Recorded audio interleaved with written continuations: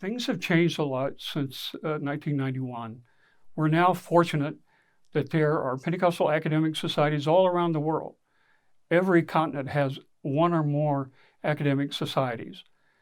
And I know that people here in the States tend to think that Society for Pentecostal Studies is the main or the only, or that it's somewhat international because it does attract people from outside the United States. But Europe has 3 groups. Latin America has 2 or 3 groups. Asia has 2 or 3 groups. Even Oceania has their own group, and they have meetings. And I've been to these meetings. I remember when I was with the Latin Americans in a little town called Victoria, Brazil. It's a small little kind of academic community off to itself. And there was this academic society it's known as RELIP. And I remember sitting there listening to those papers. They were in Portuguese. I don't understand Portuguese, so I had to have a translator with me at all times. But I thought, we need to take what we've developed, but create a common table where everybody comes as equal partners, where not one group speaks for the other or one group controls the other, but that there's a common table, that everybody from all these parts of the world come together and they decide what they want to do to be able to raise their profile to the global community. Because I've been involved in enough ecumenism with enough dialogues and so on, starting in the 1980s with the Vatican and the World Council of Churches. I've been involved in enough of these where they say, well, the Reformed are at the table, the Baptists are at the table, the Lutherans are at the table, the Orthodox, the Catholics are there. Where are the Pentecostals? Where's your World Conference? Well, the Pentecostal World Conference is becoming a little more visible in that arena, but we need more scholars to step up. And they need a place to be able to be heard, because we go to almost 200 countries around the world. We speak many countries around the world. We are a variety of leaders, male and female, around the world. We need to find a way to be able to make sure that everybody has a right to come to that table, speak for themselves, and then communicate to the larger church about who we are.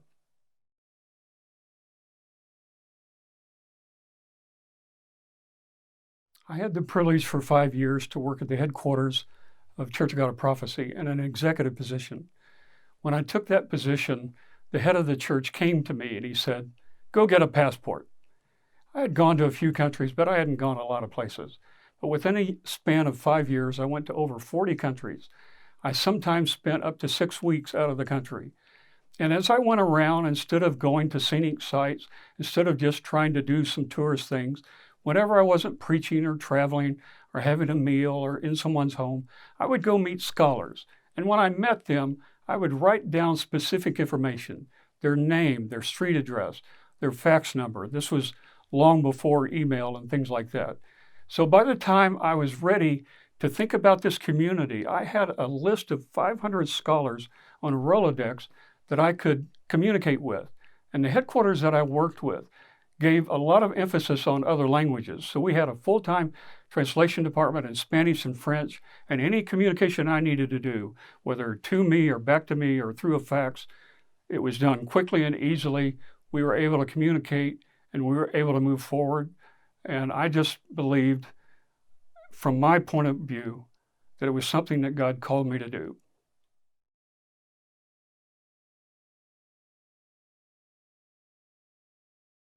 When I started making the rounds of going to all these countries, and I went to the major continents, I went to Africa and Asia, Latin America and Europe, I found a hunger among all these scholars.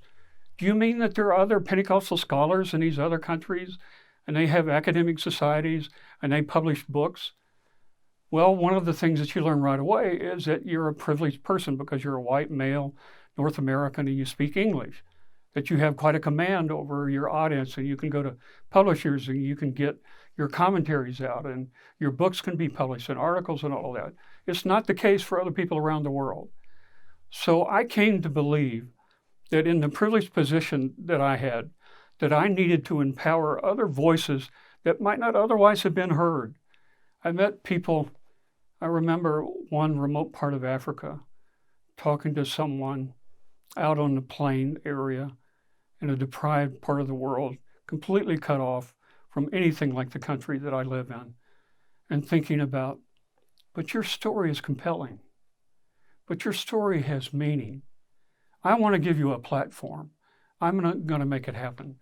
So one of the things that Peter Hawken and I did is that we raised money to help those that came from countries that didn't have the financial resources of the global north to be able to come to the table so that they could get behind the podium, so that they could speak in their own language. We had translators, so that they could tell their own story. And then I could amplify that by then making a book and now marking the 30th anniversary to remind people again of those around the world that were trying to make a mark on their part of the world with the Pentecostal message.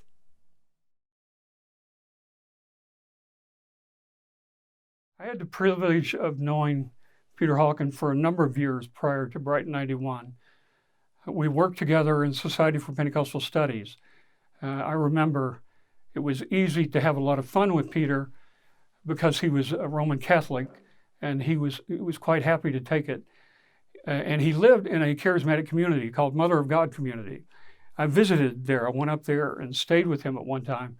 And I remember when he became secretary of the society that people said now, so you mean that when I want to send in my membership, I have to send it to the Mother of God Community in D.C.? Yes, Peter smiled.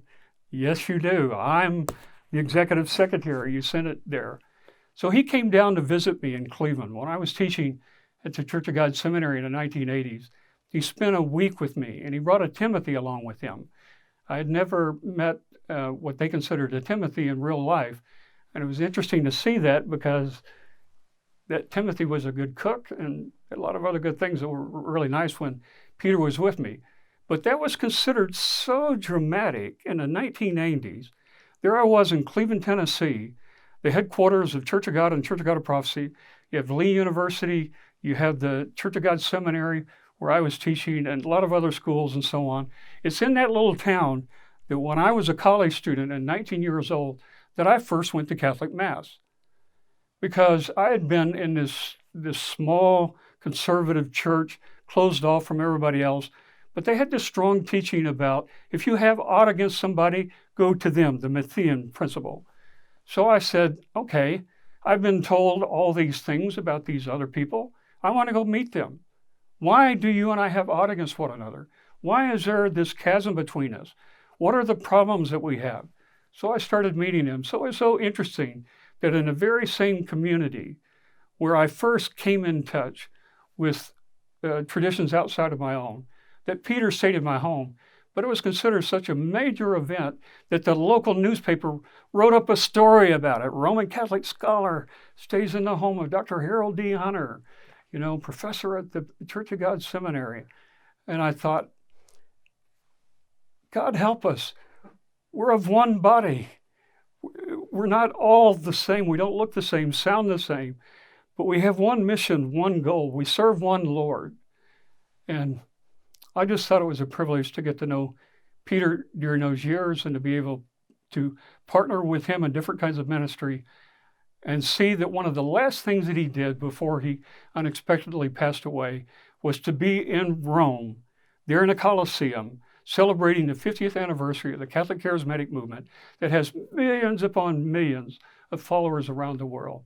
There with Pope Francis up on the stage. Dr. Billy Wilson, president of ORU, was up on that stage, and other leaders from the Pentecostal World Fellowship. Dr. Vincent Sinan was up on that stage, a legend for IPHC. And I thought, how fitting that the last thing that Peter Hawken did was join in that celebration with those legends in our tradition.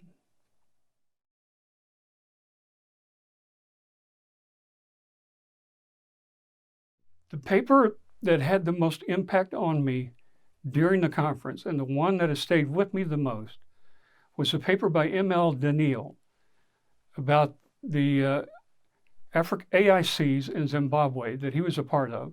He was a UNISA professor. He's now retired. His wife is a professor at Boston University and one of the mentors of Alex Mayfield, who's an IPAC minister. His paper, he sent it to me. I'd read several of his books. I knew about him. And in fact, I have a vivid memory of my wife and I going somewhere, I don't know, driving for me to preach. And I would carry his books around in the car, and I'd have a flashlight or something. Found his books so intriguing. They were so engaging about these different brands of Pentecostals throughout Africa, especially in the southern part of the continent. And I thought, he's such an engaging man. I've got to bring him there to tell his story. Well, he sent me this paper, and in the title was something about these African indigenous churches in Zimbabwe and the salvation of all creation. And I thought, looking at the people that are coming, I wonder what they're going to say about that. So I put him on Saturday morning, one of the kind of low limelight slots of the conference. He made fun of that when he spoke, but the room was full.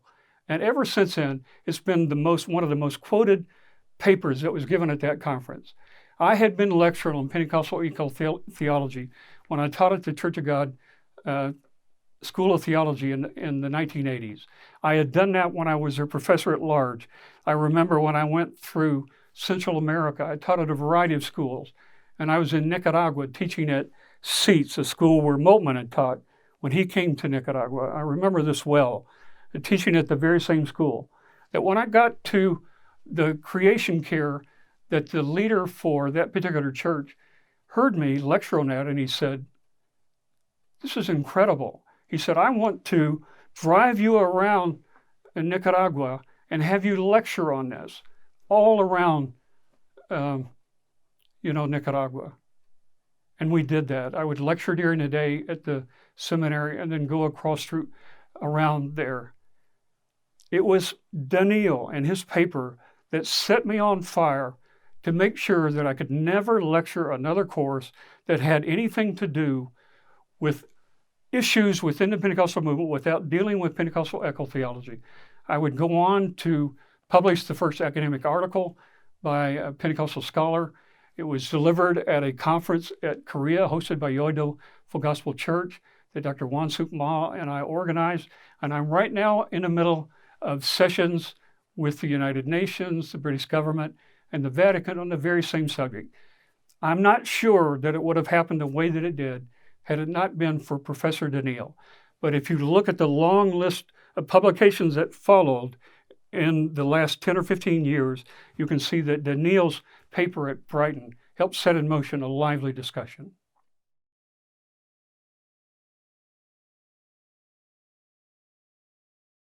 When I published all together in one place, one of the criticisms that I got of the book was, well, looking according to the papers that you had, it looked like that you thought that all of global Pentecostalism collapsed on Azusa Street in Los Angeles.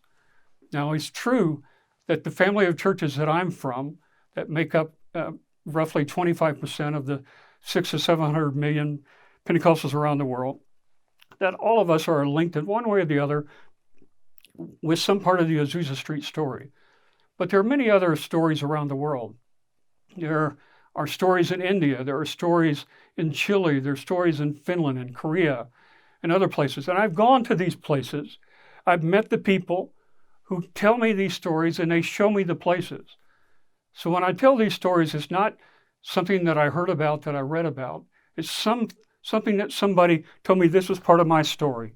Now let me go show you why we point to those places.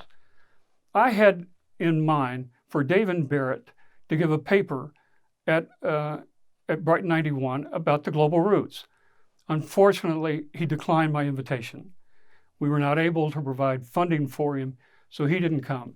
So my close friend, Dr. Cecil M. Robeck, long-term professor at Fuller Seminary, who's one of the best-known authorities on Azusa Street, was the primary paper that we had. But even in his own publications of recent years, he's made it clear that global Pentecostalism has multifaceted roots around the world. And we acknowledge all of them, we accept them, we affirm them, and we welcome them as part of our community.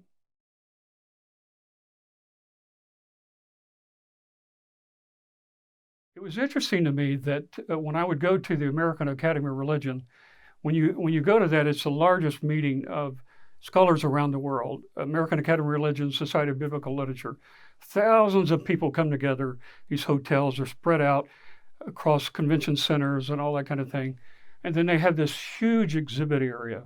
You could walk forever and ever. It takes a lifetime to get in and out of the exhibit area with all the books.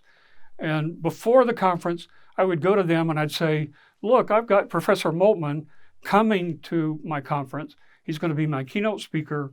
We're having people from all around the world, many of whom are well-established scholars who are well-published and all of that. So I had a variety of publishers that told me, well, let us know, and we'll see, whether or not we'll publish them. Eerdmans was one of those. At that point, Eerdmans had only published one book by Vincent Synon. They were reticent at that point to publish by others. They were primarily known as that Reformed triangle there in the city that they came from in Grand Rapids.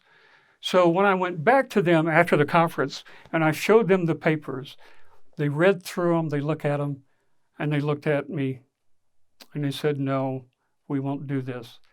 And I said, the main chapter by Moltmann is in his book that's right over there by Fortress Press that's selling like hotcakes. He saved that chapter because he wanted to hear from us before he wrote that chapter.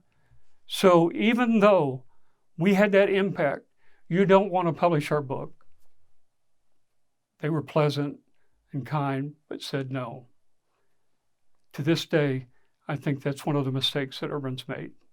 A lot of people use it as textbooks. There's no traditional classical Pentecostal who remains faithful to his community, who has published more than Amos Young. Amos Young, at the time that I came out with the Brighton papers, used that as one of his textbooks. He was teaching in Denver at the time. And I remember him writing to me when it went out in print. He says, Harold, surely you've got a stack of these somewhere in your own library. I need some more. We're having another class. And I said, Amos, I didn't buy ahead. I thought that we'd sold enough, fast enough that they would reprint it. But they changed. They were bought out by another company. And the new company didn't want to publish it. So that one of the reasons that I reprinted it was that I wanted a new generation, and especially looking at this 30th anniversary, I wanted them to be aware of all the issues that we take on. I know when I go to Society for Pentecostal Studies, sometimes they sound like they're the first person in our tradition who ever took on that issue. And I just sit there and say, I'm still here. We took that on. We did it at Brighton 91. It's not new to me.